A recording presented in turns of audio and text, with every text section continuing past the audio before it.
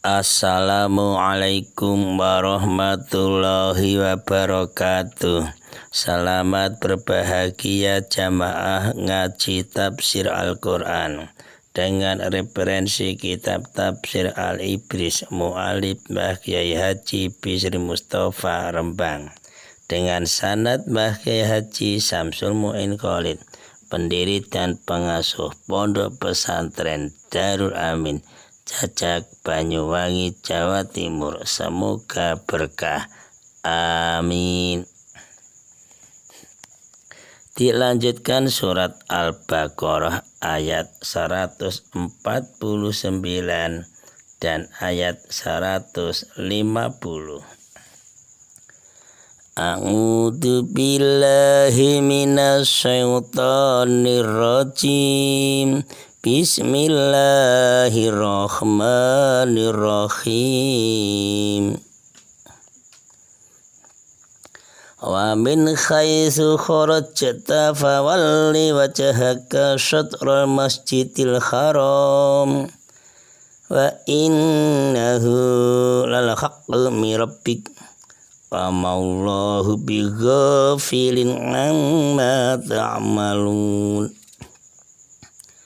Wa min haitsu kharajta fawalli wajhaka syatral masjidil haram wa haitsu ma kuntum fawallu wujuhakum syatrah li'alla yakuna linnasi 'alaikum hujjah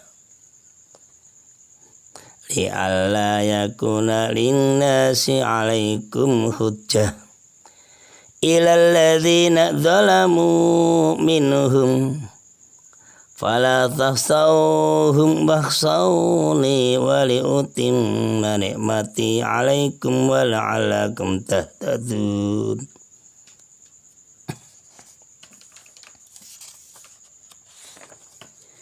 Wa min haitsu lan saking ing dalem endi panggonan kharajata metu sira tulunga sira Muhammad fawalli mongko ngadepno sira Muhammad wajhaka ing wajah ira diadepake asatrul masjidil harami ana ing arah masjidil haram wa innahu lan satuhune madhep masjidil haram iku lal haqqu yakti iku hak bener min rabbika sanging pangeran ira wa maulahu wa malan ora ana sapa Gusti Allah iku bighafilin dat kang lali amma sanging barang tak maluna kang padha nglakoni sira kabeh ing ayat 150. Wa min haitsu kharajta lan saking dindinggon metu sira Muhammad fawalli mongko ngadepno sira Muhammad wajah kang wajah ira syatral masjidil haram ana ing arah masjidil haram di Mekah di sekitar Ka'bah. Wa haitsu ma kuntum lan ing dalem di anggonan tinemu sira kabeh fawallu mongko ngadepno sira kabeh wujuhakum ing pira-pira wajah ira kabeh satrahu ana ing arah masjidil haram li alla yakuna supaya ora ana li iku linasi tumrape menungso alaikum ing atase sira kabeh apa hujatun hujah debatan ila latina kecapa wa akeh dolamu kang padha dolim sapa alatina minhum saking nas fala tasawhum mongko aja padha wedi sira kabeh ing alatina dolamu wasauni lan wedi sira kabeh ing ingsun Allah wali utimna lan rapun nyampurnaken sapa ingsun Allah ing nikmati ingsun Allah alaikum mengatasi sira kabeh wala alakum lan menawa sira kabeh iku tahtaduna oleh pituduh sira kabeh. Surat Al-Baqarah ayat 149. dan ayat 150 dengan tema kewajiban menghadap kiblat dalam sholat. Nah, di sini sebelum menerangkan satroh. Satroh itu artinya arah atau bagian. Maka dengan demikian satroh al-masjidil haram, arah atau bagian dari Masjidil Haram. Nah, sedangkan pengertian Masjidil Haram ini tidak akan lebih dari 3 arti. 3 arti Masjidil Haram. 1. Masjidil Haram diartikan dengan kiblat, sudah terangkan surah Al-Baqarah ayat 144. 2. Masjidil Haram secara keseluruhan sudah diterangkan surat Al-Isra ayat 1 dan hadis riwayat Ahmad yang artinya sholat di masjidku ini lebih utama daripada sholat 1000 kali di masjid-masjid lainnya kecuali Masjidil Haram. Di sini masjidku itu Masjid Nabawi di kota Madinah itu loh. 3. Tanah haram secara keseluruhan diterangkan dalam surah At-Taubah ayat 28 dan surat Al-Fatih ayat 25. Nah, menghadap Ka'bah atau kiblat ketika sholat adalah suatu kewajiban. Ingat, sholat tidak akan sah apabila dilakukan dengan tidak menghadap kiblat kecuali dalam sholat khauf atau sholat sunnah yang dilakukan di atas kendaraan. Nah, hal tersebut berlaku bagi mereka yang melihat ke Al-Ka'bah. Maksudnya artinya bangunan Ka'bah. Jadi siapa yang sholat menghadap Ka'bah ketika sholat, nah itu mereka itu orang Islam itu yang bisa melihat ain Al-Ka'bah atau bangunan Ka'bah. Tetapi bagi mereka orang Islam muslimin yang jauh dan tidak dapat melihat Ka'bah, ya bagi mereka cukup hanya dengan menghadap ke arah Ka'bah dan berkeyakinan dalam dirinya bahwa waktu sholat ia menghadap ke arah Ka'bah. Maaf, ini bukan berarti Ka'bah sebagai Tuhan Allah, bukan, nanti salah. Arah Ka'bah hanya tempat pemersatu arah umat Islam seluruh dunia. Jadi bukan termasuk rukun iman, hati-hati. Dengan subtema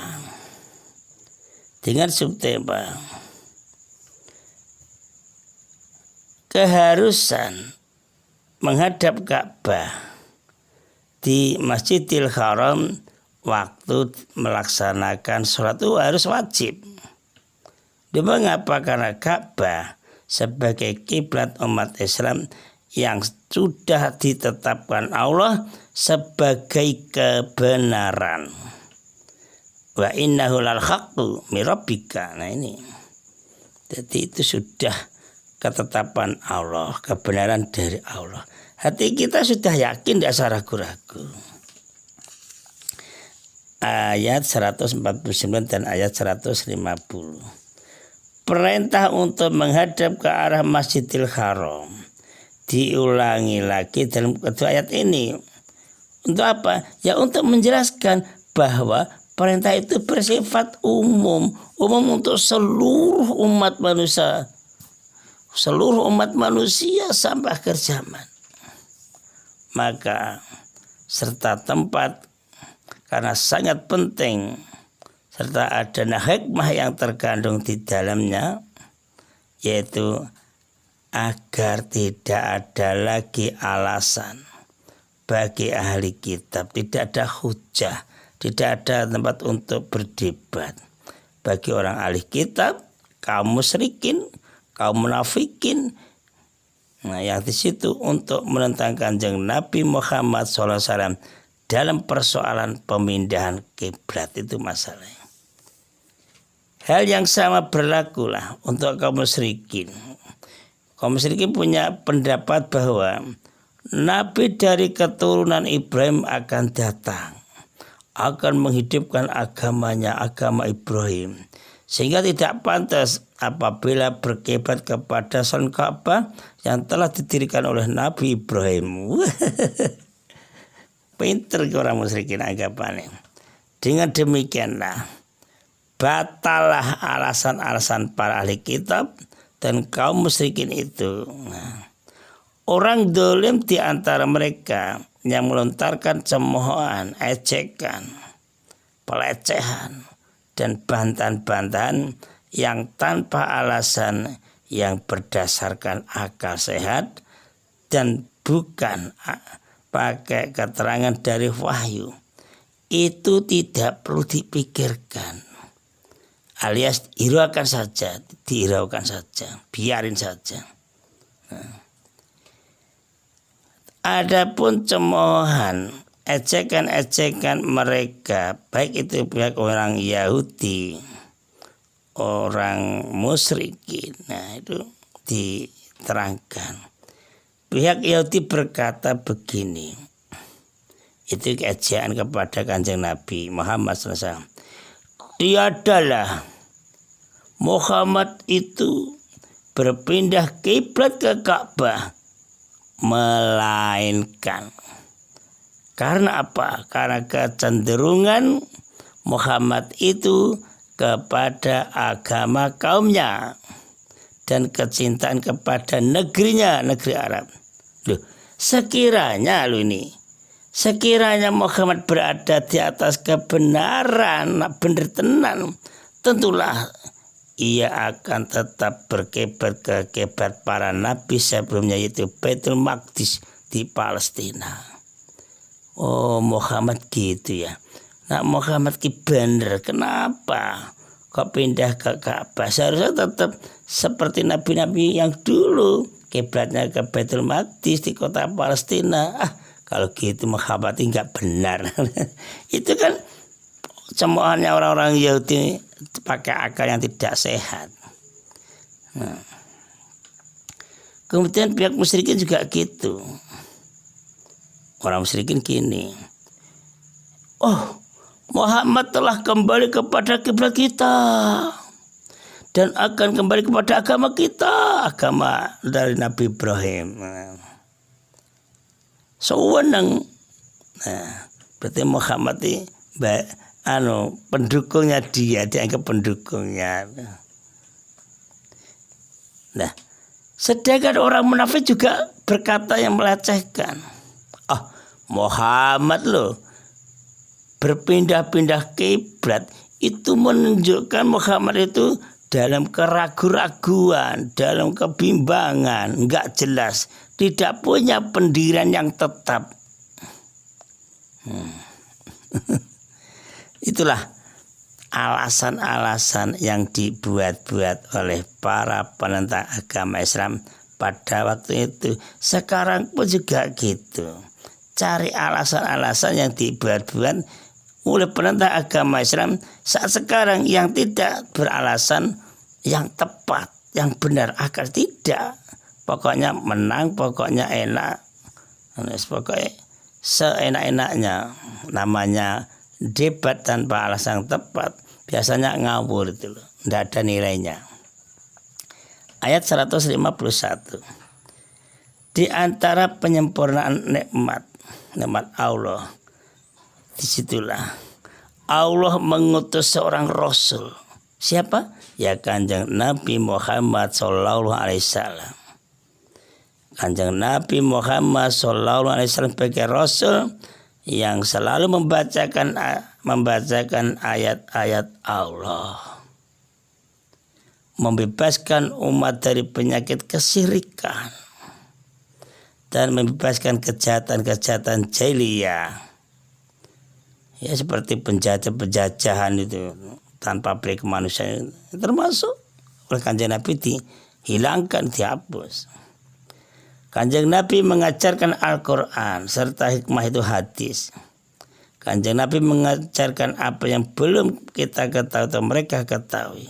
Sehingga apa? sehingga umat Islam menjadi umat yang memimpin manusia ke arah kemajuan dan kebahagiaan dunia akhirat. Assalamualaikum warahmatullahi wabarakatuh.